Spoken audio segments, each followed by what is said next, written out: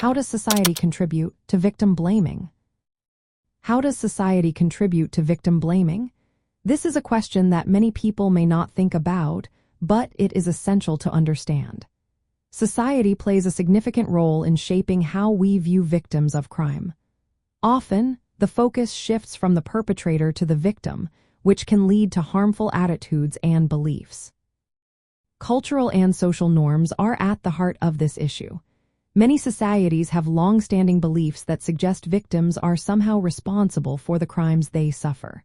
For instance, in cases of sexual assault, you might hear questions like, "What were you wearing?" or "Why didn't you fight back?" These questions imply that the victim's actions contributed to the assault, which is simply not true. Another factor is media representation. The way victims are portrayed in media can heavily influence public perception. True crime stories often highlight the victim's lifestyle or behavior. This focus can reinforce victim-blaming attitudes, making it seem like the victim's actions were a factor in the crime.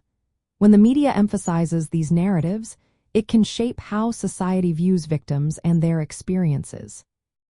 The legal and judicial systems can also contribute to victim blaming. During trials, victims may face intense questioning about their actions leading up to the crime. This scrutiny can reinforce the idea that they are somehow responsible for what happened to them. Such questioning can be traumatic and can discourage victims from coming forward. Public perception plays a role too. Society tends to sympathize more with certain types of victims over others. This selective sympathy can lead to a lack of support for victims who are perceived as less deserving.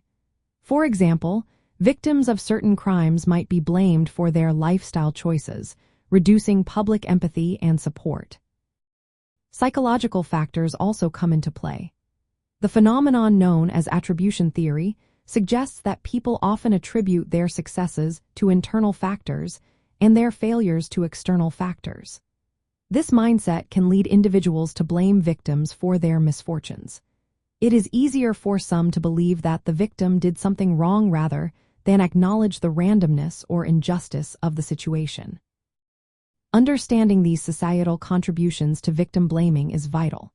By recognizing how cultural values and norms influence these attitudes, we can work towards creating a more supportive environment for victims.